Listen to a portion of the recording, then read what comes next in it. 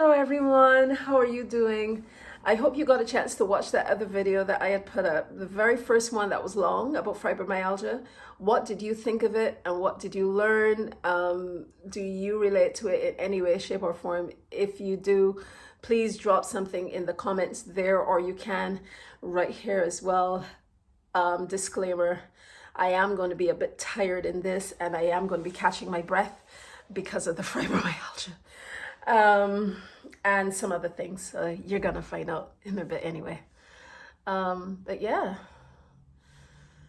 oh, gosh, I'm already out of breath.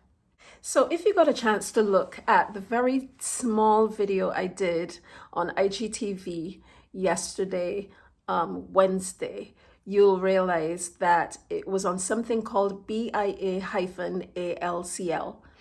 And you probably wondered, why on earth would I highlight that? First of all, whenever I see that there are things that are not being brought to awareness, I try my best to do something about it. Even if it's not on IG, with other things that I am involved in, I try to bring some awareness and I try to talk about them.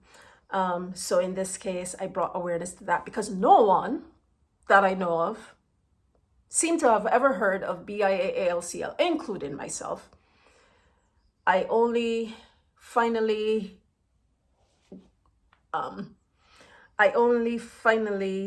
hit that head on Monday. Approximately 6 weeks ago, my left breast has swollen up to twice the size of the right one. And I did not know what was going on. Thankfully, after a week or a little more, because I was so much in my head about the other symptoms, I finally got to a doctor and got looked at. Was not able to get a mammogram because it was just too big. And I got an ultrasound instead, which had proven that I had a ruptured implant. Yes, I have implants. I will get to that story in a moment. I got some liquid aspirated, and it was 200 mils, and that's a lot of liquid. However, it did not go down. It's still double the size of the other one, which had created a cause for concern, but I did not know this until Monday, when I finally spoke with my surgeon who was meant to deal with my situation, because my situation was already urgent, because once you have a ruptured implant and there is liquid filling your chest cavity, they want to make sure that they deal with that as soon as possible, because you can end up with an infection which can turn to sepsis, and we don't want that. So I spoke with my doctor, my surgeon, on Monday, and he was wonderful. He was empathetic, but he was also to the point to let me know exactly what my issue 99% is. Unfortunately, with BIA-ALCL, it presents as such. One breast larger than the other, tiredness and weakness. And there are some other things as well that I can't remember off the top of my head. I may put them here. However, there is one thing that is of utmost importance that I will get to that is a big indicator that this is BIA-ALCL. Let's go back in time a little, about 11, 12 years ago. I had a condition with maldeveloped breast, in that they were far apart. They did not have a lot of tissue in them. They sagged from the beginning. I never really had any body. So therefore, because of my size, because of my build, clothes couldn't fit. I was very uncomfortable. I was very cautious of them. And even though it is a cosmetic situation. It was also one for mental health. Therefore, when I finally took the plunge after a lot of deliberation to get the surgery done, and that was an augmentation, mammoplasty, from what I remember. I got small implants because I just wanted to have a chest that can actually fit into a bra properly, and I'll be able to fit into my clothes properly as well. I had never been able to successfully wear low cut clothes because of how my chest was. I would always have to do something that you call in Barbados a tackatoo, where you do this and a that and a third to make things shift and turn and in order to get things to work, which was really that wasn't good for my mental health. So I finally got that done. 2 years in, I developed on the right hand side capsular contraction. Hopefully I said that word right, because I tend to get it wrong. But I just said I didn't want that tampered with because I didn't want any more surgery. And it was relatively fine. I made a way so that I didn't look awkward in my clothes, because with capsular contraction, it does make that particular breast look as if there are two lumps instead of one whole one. So that was the case on that side, but on the right side was problematic anyway, regarding maldevelopment and all of that. That was an issue. So the implants that I chosen were textured saline. There was no way I wanted silicone. And back in the day, there was not as much research on BIA-ALCL as there is now. I don't think there was any research at all, to be honest. So therefore, with ease, it was okay for me to choose textured implants.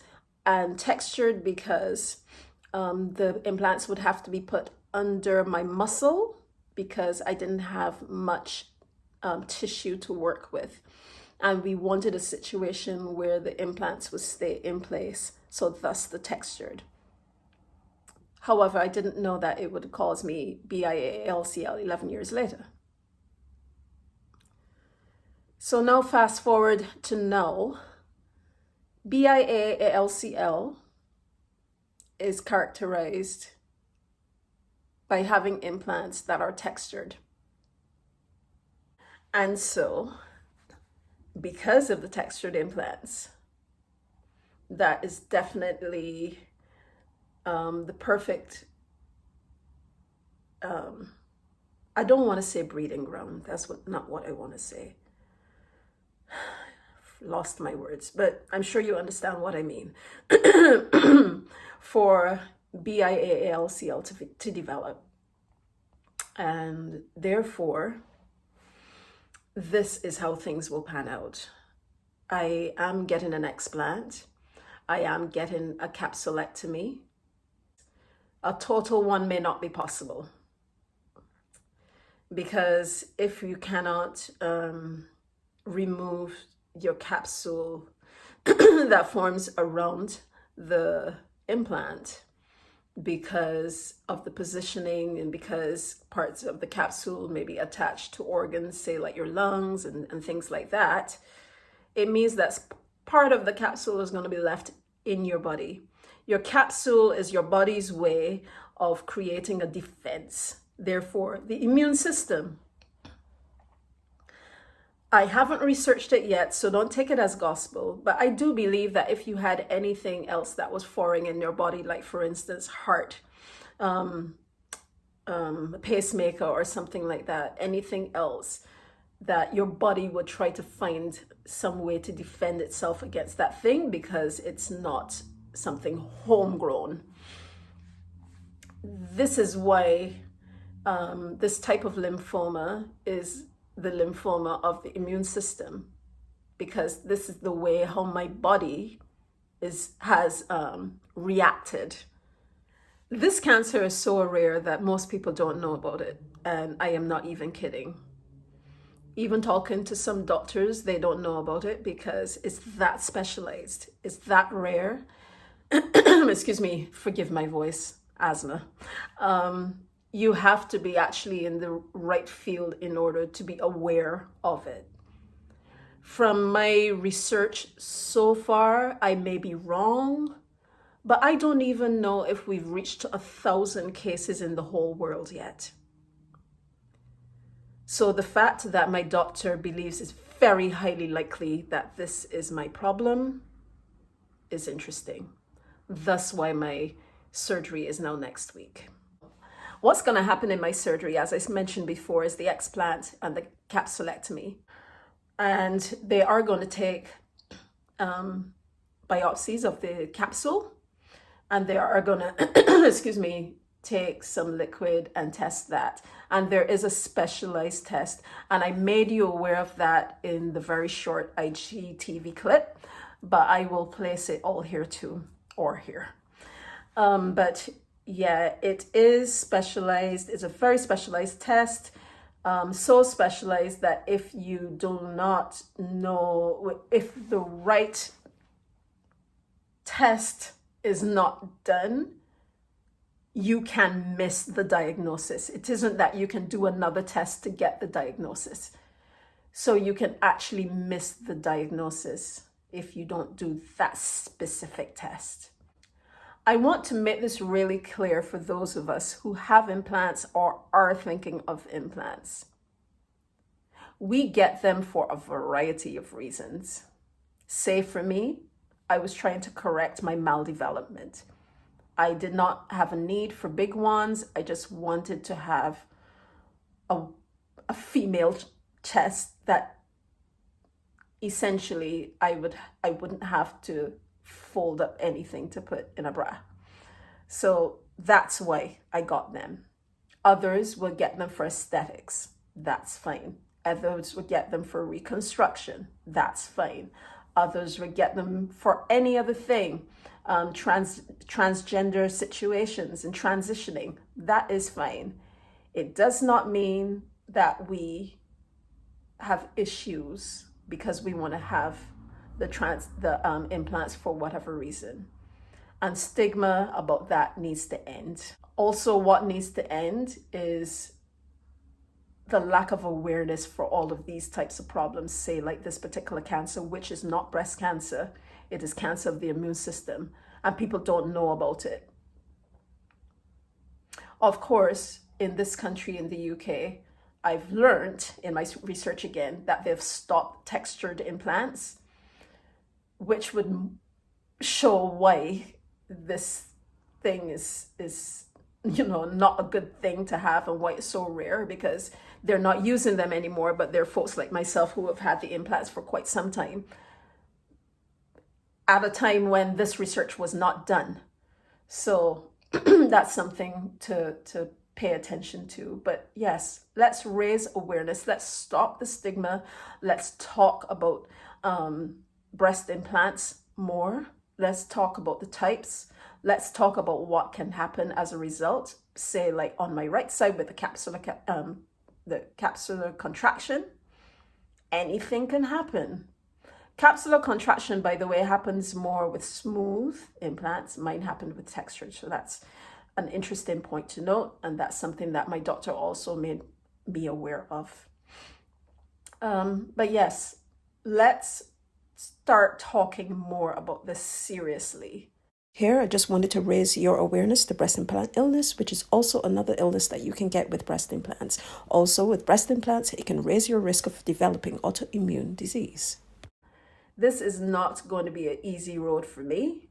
My surgery is going to be challenging, and my healing is going to be interesting. The surgery, this whole process has been exhausting, but I'm still trying to keep my head up, and I still have a smile, still got my purple. And yeah, I have faith. So regardless of what happens, it's because it's meant to be in some way, shape, or form. But yeah, comment, like, and share. Do all the things that you know to do. Ask me some questions. Let me know your thoughts. And yeah, I will give you an update on what's going on. Talk to you later.